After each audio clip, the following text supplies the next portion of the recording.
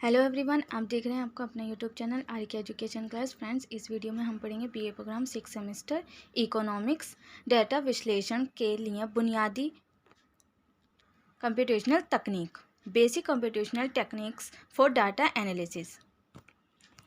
इस वीडियो में हम इस चैप्टर की जो भी इम्पोर्टेंट टॉपिक हैं आपके वो करेंगे और जो भी इम्पोर्टेंट क्वेश्चन है वो मैं बता दूँगी, क्योंकि आपका एग्ज़ाम कल है और इतना संभव नहीं है कि पूरा चैप्टर पूरी वीडियो को अलग अलग वीडियो बनाई जाए। इसलिए एक ही वीडियो में आपको सारे इंपॉर्टेंट क्वेश्चन जो भी आपके एग्जाम पॉइंट ऑफ व्यू से इंपॉर्टेंट है मैं आपको बता दूंगी।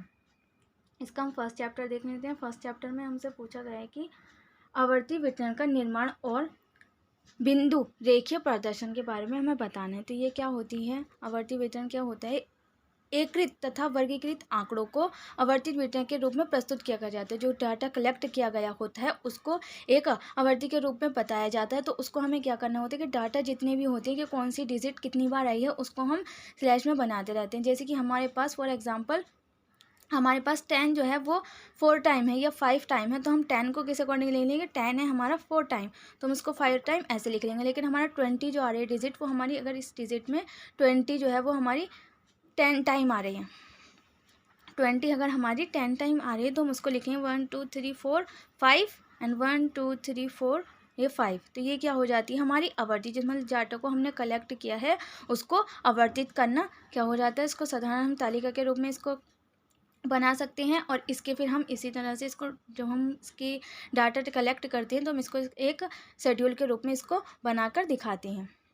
और इसमें आंकड़े जो होते हैं, जो डाटा कलेक्ट किया जाता है उसका आसानी से विश्लेषण किया जा सकता है। उसका एनालिटिक्स जो है वो हम इजीली कर सकते हैं।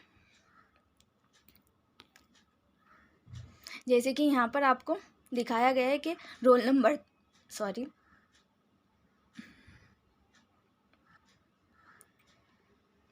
यहाँ पर रोल नंबर दे रखे हैं 1 से लेकर 20 तक। 60 71 80 40 94 93 81 41 66 ये सब आपको नंबर दे रखे हैं।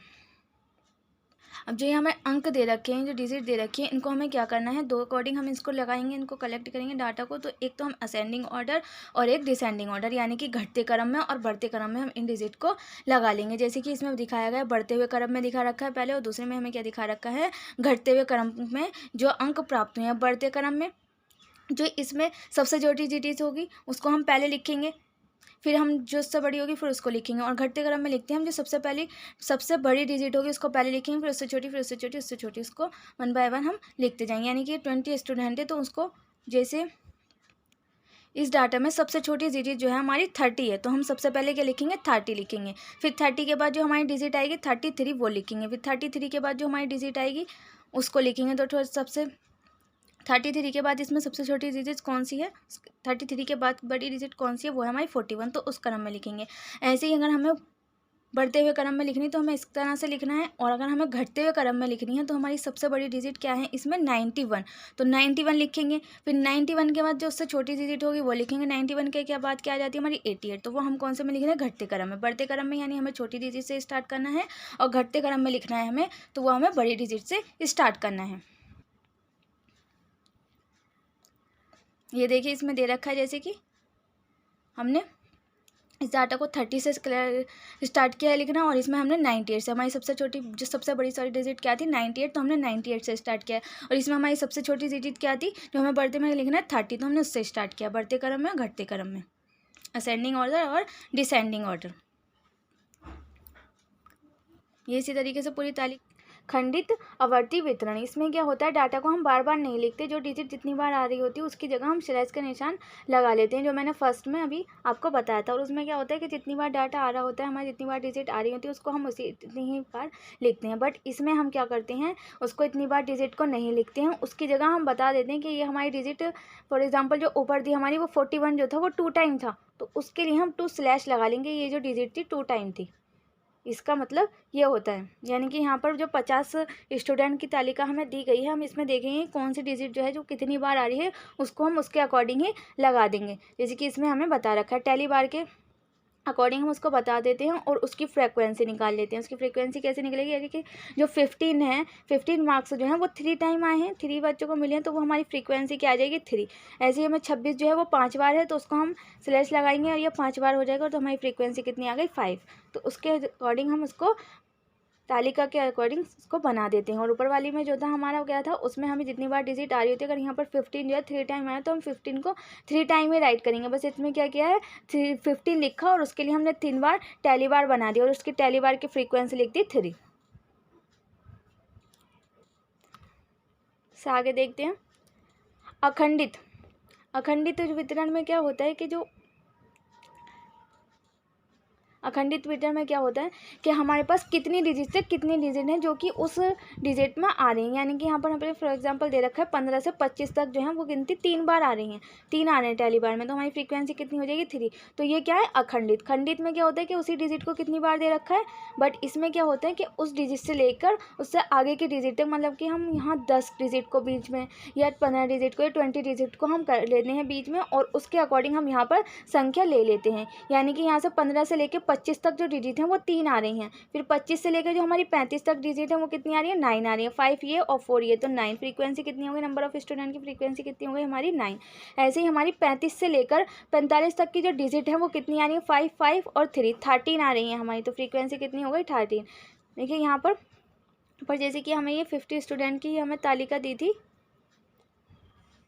इसमें, तो हमने कैसे सिलेक्ट किया है इसमें 15 से लेके 25 तक, यानी कि हमारी जो पहली डिजिट होगी वो 15 हो जाएगी, पर 15 से जो ऊपर होगी वो देख लेते हैं हम। तो इसमें हमारी 15 आ रहा है, 15 एक बार और 15 एक बार और, तो ये हमारे 15 से लेके जो 25 तक की डिजिट है उसमें सिर्फ हमारा 15 ही आ रहा है। अगर कोई भी डिजिट होती तो हम उसको ऐड कर लेते, बट इसमें जो 25 तक गिनती होती है वही आएगी, हम 25 को इसमें काउंट नहीं करेंगे। अगर 25 नहीं दे रखा है इसमें, बट हमारे पास 25 आता है या 35 आता है, तो वो अगले डिजिट के लिए होता है। अगर यहाँ पर लिखा हुआ है 15 से 25, तो इसमें जो ये वाला 25 है वो ऐड नहीं होगा इस डिजिट के बीच में, वो हमारा अगले वाले जो हमारी 25 से लेकर 35 तक की जो डिजिट होगी वो हमारा 25 जो होगा वो उस वाले डिजिट में, इसमें डिजिट में काउंट होगा। तो आपके समझ में आ गया होगा खंडित कौन सी होती है, अखंडित कौन सी होती है। मोस्ट इंपॉर्टेंट क्वेश्चन है ये, आपके एग्जाम में ज़रूर आएगा। नेक्स्ट देख लेते हैं हम, अब इनको उनके मेथड से सॉल्व करते हैं, इंक्लूसिव मेथड और एक्सक्लूसिव मेथड। कौन कौन से मेथड से करते हैं इनको सॉल्व, इंक्लूसिव मेथड से और एक्सक्लूसिव मेथड से।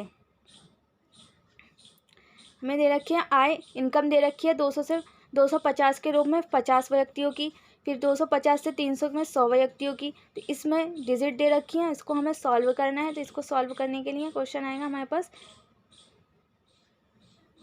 असम्मिलित रीति जो होती है, तो इस रीति के अंतर्गत क्या किया जाता है, जो इसकी जो ऊपरी सीमा होती है, तो ये जो सीमा है वो निचली सीमा भी इसकी यही होगी, यानी कि इससे स्टार्ट होकर फिर नीचे भी हम इसी डिजिट से स्टार्ट करेंगे। बट जो हमारा इंक्लूसिव मेथड होता है वो हमारा ऐसा नहीं होता, उसमें जो डिजिट होती है वो चेंज होती रहती है। जैसे कि यहाँ पर दे रखा है ये 200 से स्टार्ट हुई 249 पे एंड है, फिर यहाँ 250 से 229, तो उसमें क्या है, यानी कि जो ऊपर वाली डिजिट होती है हमारी वो ही हमारी नीचे होती है, यानी कि 500 यहाँ है तो 500 से ही अगली हमारी डिजिट स्टार्ट होगी। बट इसमें क्या होता है इंक्लूसिव मेथड में वो डिजिट चेंज होती रहती है। यहाँ पर 49 दे रखा तो 50 से स्टार्ट होगी, 229 है तो 300 से स्टार्ट होगी, 349 तो 350 से स्टार्ट होगी, दोनों में यही डिफरेंस है। नेक्स्ट आ जाता है इसमें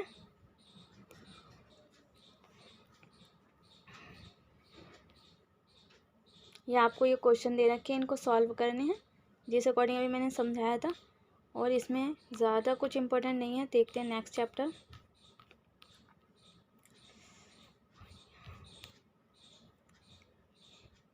ये क्वेश्चन आपका इम्पोर्टेंट हो जाता है, ये भी आपके एग्जाम में आ सकता है कि इसके बिहाफ पे आपको डायग्राम बनाने, तो आपको डायग्राम बनाने के लिए जो ये डिजिट होती है वो आपको ऊपर लिखनी होती है वाई एक्सिस पे, और जो ये डिजिट होती है वो आपको एक्स एक्सिस पे लिखना होती है। तो इसका ये डायग्राम दे रखा है नीचे, देखिए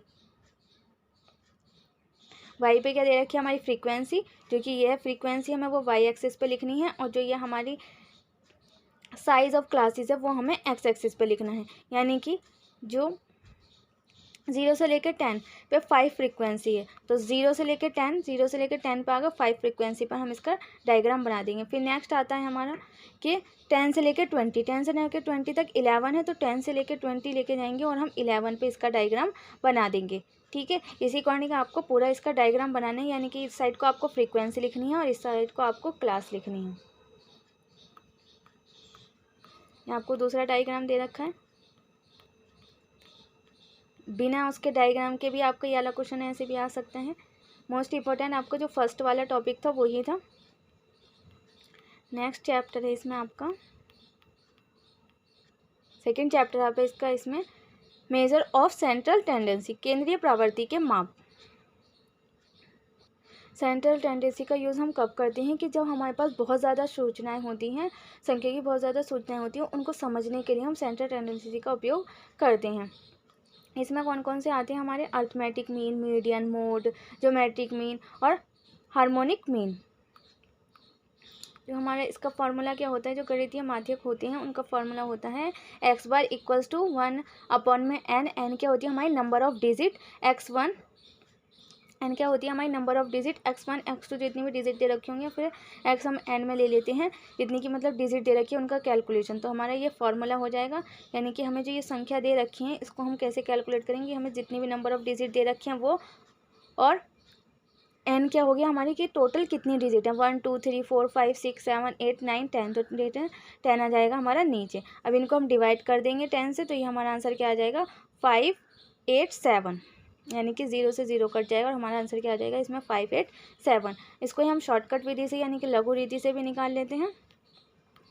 लघु रीति का फॉर्मूला क्या है इसमें x बार इक्वल्स टू ए मैंने बताया था ना एज्यूम, ए क्या होता है हमारा एज्यूमन, यानी कि जिसको हम एज्यूम करते हैं कि हम जो डिजिट दे रखी है उसमें से एक डिजिट जो होती है हम उसको एज्यूम कर लेते हैं, वो होता है हमारा ए, और एक्स डी अपॉन में एन, इसको एक्स डी जो होता है उसको डी एक्स को हम निकालेंगे और एन हमारी नंबर ऑफ डिजिट, जिसमें कि ए क्या होता है हमारा काल्पनिक माध्यक यानी कि एज्यूमिन, और डी एक्स क्या होता है हमारा एक्स माइनस ए, यानी कि जो ए हमने एज्यूम किया है ना, जो हमें नंबर ऑफ डिजिट दे रखी होंगी ए एक्स दे रखा होगा उसमें से ए को हम माइनस कर देंगे।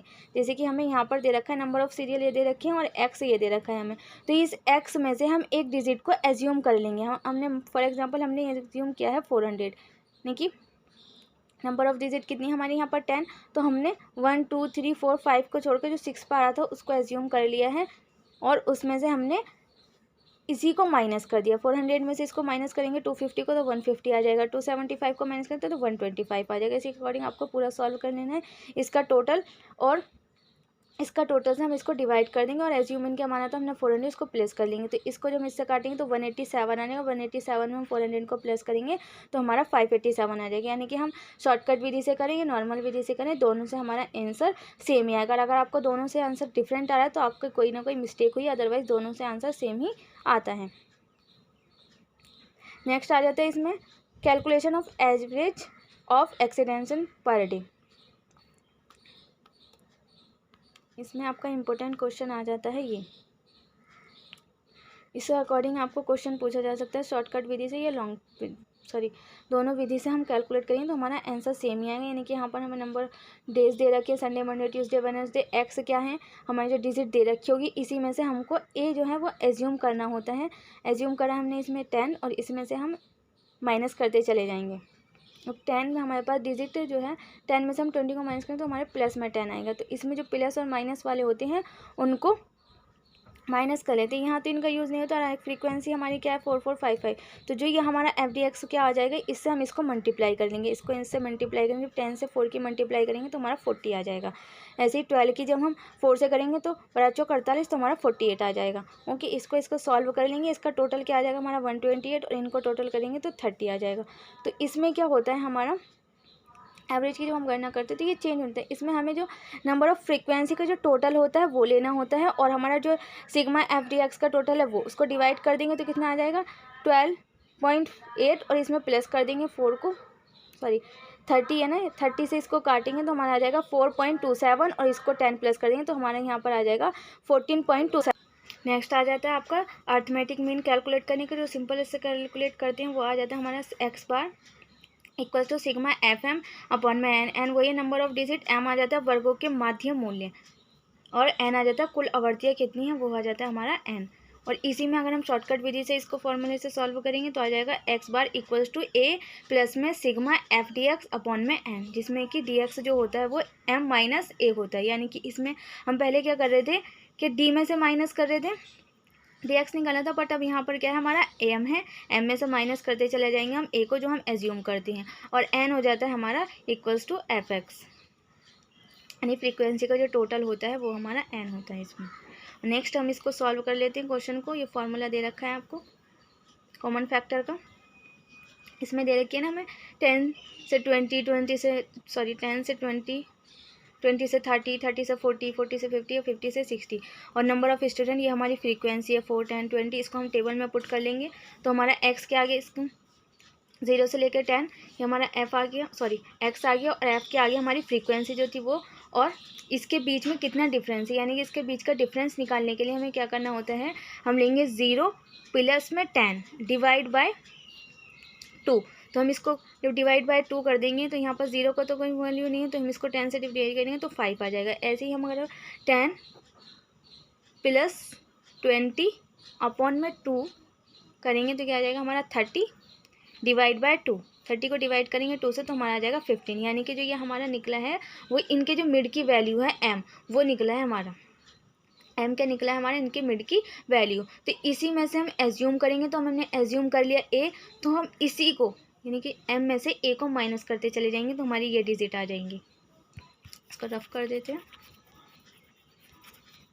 तो हम इसको एज्यूम करेंगे तो हमारी ये डिजिट आती चली जाएंगे 20, 10, 20, 10, 0, 10 प्लस 10, 20, 30। ये प्लस वाली नहीं, प्लस वाली आ जाएंगे, माइनस वाली माइनस वाली, यानी कि इसमें जो प्लस की डिजिट होती हैं और जो माइनस की डिजिट होती हैं, जो प्लस की डिजिट होती हैं उनमें से उनको माइनस कर दिया था, माइनस वाली की जो हमारी लास्ट में जो डिजिट बचती हैं उनको हम कैलकुलेशन में ले लेते हैं। फिर ये जो हमारा एफ डी एक्स आ रहा है तो उसको हम टोटल कर लेंगे तो हमारा प्लस में आ रहा है 19, ये हमारा कितना आ रहा है 190। ओके, तो इसको फार्मूले में पुट कर देंगे, फार्मूले में पुट करेंगे तो हमारा जो एफ एम है वो कितना, एफ एम कितना आ रहा है हमारा, सिग्मा एफ एम कितना आ रहा है हमारा 1440, और अपॉन में कितनी फ्रीक्वेंसी कितनी थी, एफ कितना था हमारा 50। तो इससे इसको डिवाइड कर देंगे तो कितना आ जाएगा 28.8 मार्क्स आ जाएगा। ऐसे हम इसको लघु रीति यानी शॉर्टकट मेथड से करते हैं तो इसका क्या आ जाएगा हमारा, एज्यूम जो हमने ए किया था वो ले लेंगे, ए हमने कितना लिया था एज्यूम में, प्लस किया था 25, और एफ डी एक्स कितना आ रहा है हमारा ये 190, और हमारी जो फ्रीक्वेंसी है वो कितनी है 50। तो इसको हम कट करेंगे 50 को, तो इसको 0 से 0 कट कर देंगे, 5 से करेंगे तो 5 से 15 बचे कितने यहाँ पर 4 और 5 अट्ठे 40, तो 3.8 आ जाएगा। इसमें 25 प्लस कर देंगे तो हमारा 28.8 आ जाएगा। तो यानी कि हमने इससे सॉल्व किया, इससे सॉल्व किया, हमारा सेम ही आंसर आएगा। और इसको हम पद विचलन रीति से भी सॉल्व कर सकते हैं। तो पद विचलन रीति से जो मैं फॉर्मूला दे रखा है उसको मैं पुट कर देंगे, X bar equals to assume A sigma F D comma X upon में एन, और मल्टीप्लाई करते हैं आई। आई कितना होता है हमारा डिफरेंस, यानी कि 0 से लेकर 10 के बीच में कितने का डिफरेंस है 10 का, ये 10 से लेकर 20 के बीच में कितना डिफरेंस है 10 का, तो वो हम ये ले लेते हैं आई। हमारा डिफरेंस क्या आ जाता है आई। तो इसको हम 25 प्लस में 19 अपॉन में 50 मल्टीप्लाई बाय 10 कर देंगे तो इसका हमारा कितना आ जाएगा 3.8 ही सॉल्व होकर निकलेगा, और 25 इसमें प्लस कर देंगे तो 28.8 आ जाएगा। यानी कि हमने तीनों विधि से करा तो हमारा आंसर कितना आ रहा है, सेम ही आ रहा है। तो ये जो क्वेश्चन है वो आपके एग्जाम में आ सकता है, मोस्ट इंपॉर्टेंट क्वेश्चन है, और इसी तरीके के क्वेश्चन आपके एग्जाम में पूछे जाते हैं। नेक्स्ट इसमें देखते हैं कोई चीज़ इंपॉर्टेंट क्वेश्चन, ये आपको उसी तरीके से क्वेश्चन दे रखा है। नेक्स्ट जो मोस्ट इंपॉर्टेंट क्वेश्चन है वो देख लेते हैं। और इसमें भी आपको क्या होगा कि थ्योरी वाले क्वेश्चन और प्रैक्टिकल वाले क्वेश्चन में चॉइस आएगी, और हो सकता है कि आपके प्रैक्टिकल में भी चॉइस आए, तो आपको जो क्वेश्चन ज़्यादा अच्छे से आता हो उसी को सॉल्व करना। और जब भी फॉर्मूले लिखें तो फॉर्मूले लिखते टाइम पे उनको ब्रैकेट में लिखें, जिससे कि वो फॉर्मूले जो हैं आपके हाईलाइट हों और आपको अच्छे मार्क्स मिलें। ज्योमेट्री मीन से रिलेटेड भी आपको इंपॉर्टेंट क्वेश्चन आ सकता है। चलते हैं नेक्स्ट चैप्टर में।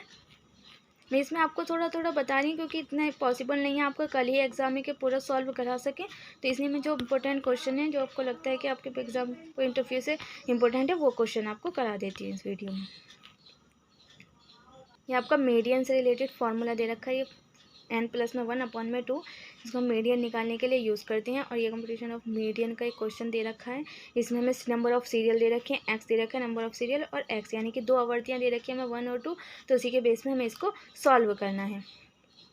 n=1 आ रहा है और n=8 आ रहा है, यानी फर्स्ट आवर्ती में हमारा n=1 है और सेकेंड में हमारा n=8 है। यानी कि जो ये डिजिट है, नंबर ऑफ डिजिट कितनी है 1 2 3 4 5 6 7 8, तो वो हमारी 8 है। और इसमें कितनी है 9 है, तो वो हमारी 9 है। तो इसको हम निकालने के लिए n+1/2 कर देंगे, तो 9 प्लस में 1 करेंगे अपॉन में 2 करेंगे, तो 10 प्लस में 2 फिफ्थ आ जाएगा। और जो फिफ्थ पे हमारी डिजिट आ रही होगी, ये फिफ्थ है, इस फिफ्थ पे जो हमारी डिजिट आ रही है वो 6, तो हमारा n जो आएगा मीडियन जो निकल कर आएगा वो हमारा 6 निकल कर आ जाएगा। ऐसे ही इसमें दूसरे में दे रखा है, तो हमें 8 प्लस में 1/2 है, तो 9 आ जाएगा। 9 में क्या है हमारा 4.5, तो 4.5 जो होती है वो 4.5 जो है वो फोर्थ और फिफ्थ के बीच का है। तो उसको डिवाइड करेंगे, 9 प्लस में 11 ले लेंगे अपॉन में 2 और डिवाइड बाइड कर देंगे, तो 20 आ जाएगा। 20 से जब हम 2 से जब 20 को डिवाइड करेंगे तो हमारा 10 आंसर आ जाएगा। यानी कि 90 प्लस में 20 करेंगे, 11 करेंगे तो हमारा 20 आ जाएगा। और 20 को 2 से डिवाइड करेंगे तो हमारा इक्वल्स टू कितना आ जाएगा 10। इसको सॉल्व कर लेंगे। इसी तरीके से दूसरी श्रेणी दे रखी है, इसको सॉल्व करना है। ये इंपॉर्टेंट क्वेश्चन है आपका, मोस्ट इंपॉर्टेंट क्वेश्चन है। इस तरीके जो क्वेश्चन है वो आपके एग्जाम में ज़रूरी पूछा जाता है और हर साल ये एग्जाम में आता ही है। तो आपको ये वाला क्वेश्चन देखने देना, यानी कि हमें इसमें जो आई के लेंगे, जो इनके बीच का डिफरेंस होगा उसको आई ले लेंगे हम। नंबर ऑफ स्टूडेंट यानी कि हमारी फ्रीक्वेंसी हो जाएगी। इसको कैलकुलेट करने के लिए हम एक्स आ गया हमारा, एफ के आ गया फ्रीक्वेंसी और सी एफ के आ जाते हैं। इसको टोटल करते जाएंगे तो हमारा ये सी एफ निकल गया। यानी कि 40 पहली डिजिट तो हमारी 42 ही आ जाएगी और सेकंड में हम 42 और 38 को प्लस करेंगे तो 80 आ जाएगा। यानी कि जो हमारा सी एफ निकलेगा वो इसको प्लस करने के बाद निकलेगा हमारा। तो इसमें हम फार्मूला पुट कर देंगे n/2 399 जो हमारा ये फ्रीक्वेंसी का टोटल है, यहाँ पर टोटल लिख रहे हैं फ्रीक्वेंसी का, तो वो आ जाता है 399 अपॉन में 2 कर देंगे तो इसको इससे काटेंगे तो कितना आ जाएगा 199.5 आ जाएगा। और फिर इसके 190.5 जो है वो कौन सी डिजिट में आ रहा है, तो उसके हिसाब से हम ये ले लेंगे आवर्ती, यानी कि लोअर लिमिट और अपर लिमिट। ये जो हमारा आ रहा है 199.5 वो हमारे 200 में आ रहा है, तो 200 हमारा कौन से उसमें जाता है, तो ये इस पर आता है, इसलिए हम ये वाली डिजिट को ले लेंगे। तो इसको फॉर्मूले को पुट कर लेंगे। एल यानी कि लोअर लिमिट कितनी हमारी 30.5 और 90.5 जो हमारा एन निकला था, माइनस करेंगे 80 यानी कि सी एफ को। जो सी एफ क्या निकलते हैं, जो इसके ऊपर वाली डिजिट होती है वो हमारी सी एफ होती है। जो हम 200 हमने लिया है उससे ऊपर वाले डिजिट को हम सी एफ लेते हैं। और जो हमारा 10 है वो डिफरेंस आ रहा है और अपॉन में कर देंगे 120 को। टोटल जो आता है हमारा वो 120 है। 120 जो है वो हमारी फ्रीक्वेंसी है, यानी कि 200 में से हमने इसको लिया है हमने, तो इसी के मिड वाली ये 200 हमारा 199 जो है वो इसमें आ रहा है, तो इसी की तो हम फ्रीक्वेंसी लेते हैं और इसी के अपर लिमिट और लोअर लिमिट लेते हैं। लेकिन जो हम सी एफ लेते हैं वो इसके ऊपर वाले डिजिट को लेते हैं, यानी कि जो 200 इसमें आ रहा है हमारा 190.5 199.5, तो उसके ऊपर वाली जो डिजिट होगी वो हमारा सी एफ होगी। जो उसके सदीक वाली होगी वो हमारी फ्रीक्वेंसी आ जाएगी और जो उसके सामने वाली वो लोअर लिमिट आ जाएगी हमारी, यानी कि 31। तो 31 का हम कह लेंगे 3.5, क्योंकि इसमें जो कैलकुलेशन है वो इक्वल नहीं है, तो इनको हमें इक्वल बनाना होगा। 30 से लेकर 40, तो हम 30.5 और 40.5 लेंगे इसमें, तो ये हमें बनाना पड़ेगा इसको। फिर हमारी जो लोअर लिमिट है वो हम ले लेंगे 30.5। ये हमें क्वेश्चन में दिखा रखी है 30.5 ले लिया हमने। पूरा फार्मूला पुट कर देंगे, इस पर कैलकुलेट करेंगे तो जब इसको कैलकुलेट माइनस करेंगे तो ये कितना आ जाएगा 199.5 अपॉन में 20 और मल्टीप्लाई में क्या है 10। इसको सॉल्व कर लेंगे, इसको इससे कट करेंगे तो ये हमारा पूरा सॉल्व करके इसको जब मल्टीप्लाई कर देंगे तो हमारा ये आ जाएगा और इसमें हम 30 को प्लस कर देंगे तो हमारा आंसर क्या आ जाएगा 40.46। मोस्ट इंपॉर्टेंट क्वेश्चन है ये, आपके एग्जाम में आ सकता है और ऐसा भी क्वेश्चन आपके एग्जाम में आएगा। ये भी आप एक बार देख लेना, सॉल्व उसी की तरह करना है, बस थोड़ा सा इसमें फॉर्मूला चेंज हो गया। नेक्स्ट चैप्टर पे चलते हैं। ये क्वेश्चन जो है आपका मोस्ट इंपॉर्टेंट क्वेश्चन है, इस पर वेरी वेरी इंपॉर्टेंट लिख लीजिए। ये आपको एग्जाम से में जाने से पहले ये आपको ज़रूर करना है, इंपॉर्टेंट है, वेरी वेरी इंपॉर्टेंट क्वेश्चन है ये आपका। कि इस तरीके का जो क्वेश्चन है वो एग्जाम में आती है, तो हमें जो ये डिजिट नहीं दे रखी होती है, जो पहले डिजिट है हम इसको एक्स मान लेंगे, दूसरी डिजिट को हम वाई मान लेंगे। यानी कि जो हम प्लस करते जा रहे थे, सी एफ निकाल लेते, अपने जो डिजिट होती थी उसको प्लस करते जाते थे। तो इसमें हमें क्या करना है कि जो हमारा 14 है तो 14 प्लस में एक्स लिख लेंगे हम, 14 प्लस में एक्स आ जाएगा हमारा। तो नेक्स्ट में हमारा क्या आ जाएगा 14x प्लस में 27 को हम जब 14 में प्लस करेंगे तो कितना आ जाएगा 14 + 27, तो हमारा ये कितना आ जाएगा 47 प्लस में 27 प्लस में 14, तो ये आ जाएगा हमारा 41 प्लस में हम क्या लिखेंगे x + y, 14 प्लस में x प्लस में y, फिर इसको प्लस कर लेंगे इसमें प्लस 41x प्लस में y, ऐसे ही हम इसमें 15 को प्लस कर लेंगे, तो इसको 15 में प्लस कर लेंगे तो कितना आ जाएगा ये हमारा 56,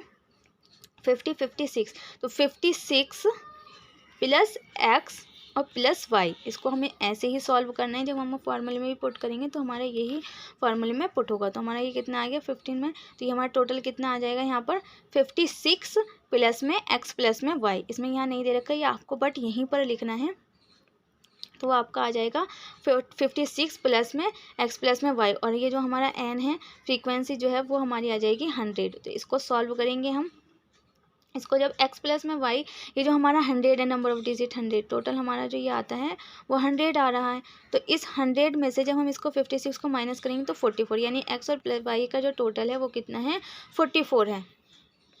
इसको फॉर्मूले में पुट कर देंगे, L1 जो हमारा लोअर लिमिट है n प्लस में n/2, यानी कि नंबर ऑफ डिजिट निकाल लेंगे, 100 को डिवाइड करेंगे 2 से तो 50 आ जाएगा, और CF क्या होता है जो हमारी ऊपर वाली डिजिट होती है वो, तो ये हमारी ऊपर वाली डिजिट क्या आती है उससे 14 प्लस में x ले लेंगे, क्योंकि 14 प्लस में x आया है वहाँ, और अपॉन में 27 कर देंगे। फ्रीक्वेंसी क्या आ रही है हमारी 20 आ रही है, तो 20 ले लेंगे, यानी कि f जो उसके मैंने ऊपर वाले क्वेश्चन में बताया था कि f क्या होता है जो हमारी जो टेबल निकलती है, यानी कि जो हम अप्रोक्स लेते हैं जिसमें से, तो उसी के सटीक में से हम वो लेते हैं, हमारा L भी हम उसी में से लेंगे और अपना F भी उसी में से लेंगे, बट जो CF लेंगे वो उससे ऊपर वाली डिजिट में से लेंगे, तो ऐसे ही इसमें ये, और 40 जो हमारा मल्टीप्लाई डिफरेंस जो है वो 60 - 40 यानी कि 20 का डिफरेंस आ रहा है, तो उसको पूरे को सॉल्व कर देंगे हम, तो हमारा आंसर क्या आ जाएगा यहाँ पर, इसको जब हम इससे कट करेंगे तो कितना आ जाएगा ये 22.5। ये पूरा क्वेश्चन आपको इसी तरीके से सॉल्व कर देना है। वीडियो लेंथी ना हो इसलिए मैंने पूरा क्वेश्चन सॉल्व नहीं किया, आपको लास्ट की डिजिट समझा दी है। ऐसे आपका ये बहुला का क्वेश्चन है, इसके इतने चांसेस नहीं होते हैं, बट एक बार देख लेना, हो सकता है ये आपके एग्ज़ाम में आ जाए। नेक्स्ट क्वेश्चन, इस पूरी वीडियो में आपको सारे क्वेश्चन सॉल्व कराना मुश्किल हो जाएगा, इसलिए जो मैं आप आगे के चैप्टर में जो भी मोस्ट इंपॉर्टेंट क्वेश्चन है वो बता देती हूँ। आपका ये जो कोफिशिएंट ऑफ क्वार्टाइल डिवीजन है ये मोस्ट इंपॉर्टेंट क्वेश्चन है, ये आपके एग्जाम में जरूर आएगा, इसलिए ये वाले क्वेश्चन को ज़रूर कर लें, एक इस अकॉर्डिंग सॉल्व होगा। मैं भी सॉल्व करवा देती, बट इतना टाइम नहीं है कि आपका अभी सॉल्व करवा पाऊँ, तो ये मोस्ट इंपॉर्टेंट क्वेश्चन है। इसके फॉर्मूले अगर आप इसको सॉल्व करेंगे तो इसके फॉर्मूले ज़रूर देख लें एक बार, इसका अगर आपको फॉर्मूले याद हो जाते हैं तो आप ईजिली इसको सॉल्व कर पाएंगे। और फार्मूले को वैसे मैंने बताया, तो आपको जब भी फार्मूला लिखना है तो उसको एक ब्रैकेट में बनाकर ही लिखें, इससे क्या होता है कि आपको फार्मूला हाईलाइटेड रहता है और आपको इसमें मार्क्स भी अच्छे मिलते हैं। ये भी क्वेश्चन आपका इम्पोर्टेंट है, इसको भी एक बार ज़रूर देख लें, इसमें सारे मोस्ट ऑफ आपके प्रैक्टिकली क्वेश्चन हैं, थ्योरी का इतना पार्ट नहीं है।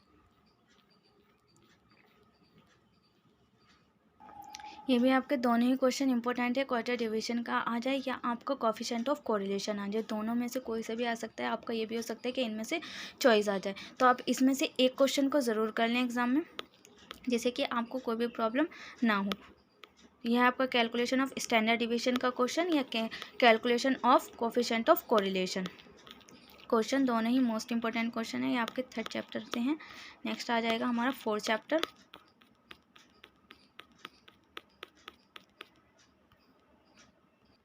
फोर्थ चैप्टर में आपके जो इम्पोर्टेंट क्वेश्चन है वो देख लेते हैं।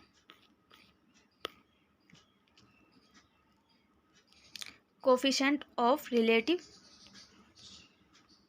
सीक्वेंस का फॉर्मूला देख लें आप इसका, ये आपका ये क्वेश्चन है, ये भी आपका इम्पोर्टेंट क्वेश्चन है, इसको भी आप एक बार ज़रूर देख लें, इम्पोर्टेंट क्वेश्चन है ये भी आपका।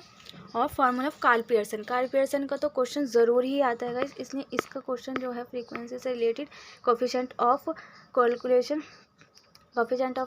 कार्ल मार्क्स का फॉर्मूला ज़रूर देख लें, बहुत ज़्यादा इंपॉर्टेंट है वो, उसके चांसेस ज़्यादा हैं पेपर में आपके आने के। नेक्स्ट देखते हैं 5th चैप्टर। इन सब क्वेश्चनों को एक बार आपको रिव्यू कर लेना है, बाकी जो इम्पोर्टेंट क्वेश्चन है वो मैंने आपको बता ही दिए हैं। 5th चैप्टर में से आपको जो इम्पोर्टेंट नेक्स्ट आ जाता है आपका 6 चैप्टर, साधारण सहसंबंध, सिंपल कोरिलेशन। इसमें जो इम्पोर्टेंट क्वेश्चन है इसमें आपका थ्योरी बेस भी है, तो इसमें से आपको थ्योरी देख लेनी है। पॉजिटिव एंड निगेटिव कोरिलेशन क्या होती हैं, धनात्मक और ऋणात्मक सहसंबंध में क्या रिलेशन होता है ये देख लेना है। इसकी थ्योरी भी आ सकती है आपके इस चैप्टर में, थ्योरी भी इम्पोर्टेंट है। इसके रेडियंस में वो दे रखे हैं डायग्राम, उसके अकॉर्डिंग को देख लेना है। फ्रीक्वेंसी से रिलेटेड एक ही क्वेश्चन है, को सॉल्व करना है आपको डायग्राम के हेल्प से ही। तो इसमें ज़्यादा इंपॉर्टेंट आपका थ्योरी बेस रह जाता है। और ये फॉर्मूले का एक ही क्वेश्चन दे रखा है इसमें, यानी कि रेंज निकालनी होती है। आपके 4th सेमेस्टर में भी है और 6th सेमेस्टर में भी है। तो ये आपको जो डिजिट दे रखी होती है इन्हीं में से आपकी रेंज निकालनी है आपको इसमें से, यानी कि जो एक्स दे रखा है उसी को एक्स बार में से एक एज्यूम करना और उसमें से हमें माइनस करते चले जाएंगे। इसमें से माइनस करके डिवाइड कर देंगे 50 से, यानी कि जो हमारा एक्स बार आएगा उसको हम 50 से डिवाइड कर देंगे। तो ये हमारा सॉल्वर है। ऐसे ही हमें एक्स निकालना है, वैसे ही हम सेम वाई को निकालेंगे। फिर इनको दोनों को फॉर्मूले में पुट कर देंगे। ये फॉर्मूला आपको ये दे रखा है, इसी के अकॉर्डिंग हम इसको जो डिजिट आई है उसको फॉर्मूले में पुट कर देंगे। तो इन दोनों को कट करेंगे तो हमारा 1 आ जाएगा। नेक्स्ट क्वेश्चन भी इसमें इसी के अकॉर्डिंग है, यानी कि हमें एक्स और वाई को इसमें निकालना है। दोनों के फॉर्मूले निकालने का दिखा रखा है, यानी कि नंबर ऑफ डिजिट कितनी है इसमें 5, तो 5 ले लेंगे नीचे और ये कितना टोटल कितना आ रहा है हमारे, इसका टोटल करेंगे डिजिट का तो 30, तो उससे डिवाइड कर देंगे तो हमारा 6 आ जाएगा। तो इस 6 में से हम इस 3 को माइनस करते चलेंगे, 3 को माइनस करेंगे, 4 को माइनस करेंगे, 10 को माइनस करेंगे तो ये आ जाएगा। फिर एक्स की स्क्वायर करेंगे, यानी कि जो हमारा एक्स निकला है, जब हमारा एक्स जब हम स्क्वायर करते हैं जो हमारा माइनस या प्लस का निशान जो होता है वो ऑटोमेटिकली हट जाता है। तो हम 3 से 3 की स्क्वायर करेंगे तो 9 आ जाएगा, 3 3 9, 2 2 4 और 0 से 0 करेंगे, कुछ भी करें 0 तो 0 ही रहता है। 1 से 1 के 4 से 4 की जब करेंगे तो 16 आ जाएगा हमारा। इनका हम कैलकुलेशन लिख लेंगे, नीचे टोटल कर लेंगे, 30 आ रहा है हमारा। और वाई में भी सेम वही करना है, वाई में नंबर ऑफ डिजिट कितनी है फिर इनका टोटल कितना है उसे डिवाइड कर देंगे। जो हमारी डिजिट आएगी उसमें से इसको माइनस कर लेंगे, इनको माइनस करने के बाद जो ये डिजिट आएंगे इनको हम स्क्वायर कर देंगे। और फिर जो हमारे ये एक्स और वाई निकले हैं इन एक्स और वाई का मल्टीप्लाई कर देंगे हम। जो हम मल्टीप्लाई जो करेंगे हम इस वाले एक्स को इसका नहीं करेंगे वाई का, हमें जो मल्टीप्लाई करना है वो करना है। जो हमारा एक्स बार निकला है वो 3 और 4 से जब इसको मल्टीप्लाई 3 चौक 12, 2 दूनी 4 और 0 से 1 की करेंगे तो 1, 1 से 2 को करेंगे तो 2 और 4 से 3 की करेंगे तो 12। इनका टोटल आ जाएगा हमारा एक्स और वाई का, तो वो हम उसे फॉर्मूले में पुट कर देंगे। हमें पूरा फॉर्मूला दे रखा है, उसी अकॉर्डिंग हमने इसको पुट कर दिया सब डिजिट को, तो हमारा आंसर निकल जाएगा। यह हमारा आगे सहसंबंध गुणांक ज्ञात करना है, इसे भी फॉर्मूले में निकालना है, उसी के अकॉर्डिंग पुट कर देंगे पूरा फॉर्मूला। ऐसे ही इसमें भी कोई डिफरेंस ज़्यादा नहीं है, तो निकाल लेते हैं। नेक्स्ट देख लेते हैं कौन से आपका इंपॉर्टेंट क्वेश्चन है। इस टाइप के क्वेश्चन आपके एग्जाम में ज़्यादा पूछे जाते हैं। तो जो आपको कार्ल पियर्सन का है या कोएफिशिएंट ऑफ कोरिलेशन है, ये मोस्ट इंपॉर्टेंट क्वेश्चन है। और आवर्ती वाले क्वेश्चन में आपको एक क्वेश्चन ज़रूर आएगा, उसमें से जो भी इंपॉर्टेंट क्वेश्चन थे वो मैंने ऑलमोस्ट करा दिए। लास्ट में देख लेते हैं कोई और मोस्ट इंपॉर्टेंट क्वेश्चन है आपको एग्जाम पॉइंट ऑफ व्यू से। तो रिग्रेशन आ जाएगा इसमें, रिग्रेशन एनालिसिस। इसमें भी आपका ज़्यादा थ्योरी है, इसमें से भी आपकी थ्योरी आ सकती है। Difference between correlation and regression, इसमें से डिफरेंस पूछ सकते हैं कि उसका कोरिलेशन का और रिग्रेशन का डिफरेंस बताइए कि इनमें क्या क्या अंतर है। इसमें ये अंतर दे रखे हैं, इनके ग्राफिक मेथड के बारे में बताना है। इसमें भी थ्योरी है आपको, फिर 6 से 7 चैप्टर में से थ्योरी भी आ सकती है। इसमें इसकी थ्योरी को ज़्यादा अच्छे से कर लें। या आंकड़े दे रखे हैं आपको, डिजिट दे रखी हैं, उसी को आपको सॉल्व करना है। एक्स और वाई को मल्टीप्लाई कर देंगे, 9 छक्का 54 आ जाएगा, 2 से 11 की करेंगे तो 22 आ जाएगा, 10 से 5 करेंगे तो 50 आ जाएगा। फिर एक्स की स्क्वायर कर देंगे, वाई की स्क्वायर कर देंगे। इनका जो कॉम्पिटिशन ऑफ रिग्रेशन इक्वेशन निकालना है हमें, वो सिंपल है, बहुत ज़्यादा ईजी है, ज़्यादा इसमें वो नहीं है। सब डिजिट आपको दे रखी है, उसी से आपको सॉल्व कर निकालना है। इसको फॉर्मूले में पुट कर देंगे, फॉर्मूला हमें दे रखा है। इसी फॉर्मूले के अकॉर्डिंग इसमें क्या होता है कि फर्स्ट में हमारा क्या निकला, फिर सेकंड में हमारा क्या निकला, फिर फर्स्ट में थर्ड में क्या निकला, फोर्थ में निकला, उस अकॉर्डिंग इसको सॉल्व करके निकालना होता है। पूरा क्वेश्चन निकल जाएगा, आंसर हमारा सॉल्व हो जाएगा। अरे रिग्रेशन कोएफिशिएंट, इसका फॉर्मूला ये दे रखा है, इसको फॉर्मूले को देख लें एक बार। बट इसमें जो आपके क्वेश्चन आएंगे वो चॉइस में आएंगे, यानी कि आपको अथवा में दे रखा होगा और आपको जो क्वेश्चन आता हो उसी को अच्छे से सॉल्व करें। और पहले जो क्वेश्चन सॉल्व करें पहले दूसरे पेज पे, तो जो आपको बहुत अच्छे से क्वेश्चन आता होगा इस वही सॉल्व करें। इसमें ये रेंज वाला क्वेश्चन दे रखा है, इसको भी एक बार देख लें, ये भी मोस्ट इंपॉर्टेंट क्वेश्चन हो जाता है आपके पास एग्जाम पॉइंट ऑफ व्यू से। नेक्स्ट आपका ये एंड ही है चैप्टर, इसमें थ्योरी कर लेना। थ्योरी भी आ सकती है इसमें से आपकी, और आपको इसमें चॉइस में आएगा। तो आपको जो भी क्वेश्चन 7 चैप्टर दे रखी है, यानी 7 चैप्टर में जो मोस्ट इंपॉर्टेंट क्वेश्चन थे उनके चॉइस में आते हैं कि आपको जो क्वेश्चन आता हो उसके बिहाफ पर आपको चॉइस कर लेना, और जो भी आपको क्वेश्चन अच्छे से आता हो उसको पहले सॉल्व करें, फिर जो आपको थोड़ा कम आता हो उसको बाद में सॉल्व करें। जब भी आपको फॉर्मूले लिखने तो आपको ब्रैकेट में ही लिखने, इससे कि आपको जो एग्ज़ाम में पॉइंट मिलते हैं वो अच्छे मिलते हैं। अगर आपको ये एक पेज पे क्वेश्चन सॉल्व नहीं हो रहा तो दूसरे पेज पे लिखने के लिए उन्हें बता दें एग्जामिनर को कि हम दूसरे पेज पर ये लिख रहे हैं, तो उसके लिए या तो अगले पेज पर लिख दें या प्लीज़ टर्न ओवर करके चेक कर लें, आगे चेक करने के लिए लिख दें, जिससे कि आपके मार्क्स नहीं कटें। नहीं तो ऐसा होता है कि पता नहीं चलता कि आपने वहीं सॉल्व कर दिया, और जब भी आप सॉल्व करें नेक्स्ट क्वेश्चन तो वो नेक्स्ट पेज से ही करेंगे, आपका पेज बच लेफ्ट रह जाता है थोड़ा बहुत, तो उसकी टेंशन ना लें, उसको अगले पेज से ही सॉल्व करें। इससे क्या होता है कि आपका क्वेश्चन का अलग ही पता चल जाता है कि आपने कौन सा क्वेश्चन सॉल्व किया है। उम्मीद है फ्रेंड्स आपको वीडियो पसंद आई होगी। अगर आपको इसमें कोई भी क्वेरी रह जाती है आप इसे मुझे इंस्टाग्राम पर भी फॉलो कर सकते हैं, उस पर पूछ सकते हैं, या आप इसमें मुझे यूट्यूब पर कमेंट बॉक्स में भी पूछ सकते हैं। अगर वीडियो कैसी लगी कमेंट बॉक्स में लिखकर ज़रूर बताना। जितना भी आपका इंपॉर्टेंट था एग्जाम पॉइंट ऑफ व्यू से मैंने बता दिया। सारे क्वेश्चन हम इसमें सॉल्व नहीं कर सकते थे क्योंकि बहुत ज़्यादा लेंथी हो जाती वीडियो, अभी बहुत ज़्यादा लेंथी हो गई, बट और ज़्यादा लेंथी हो जाती है अगर हम सभी क्वेश्चन को इसमें सॉल्व करते तो।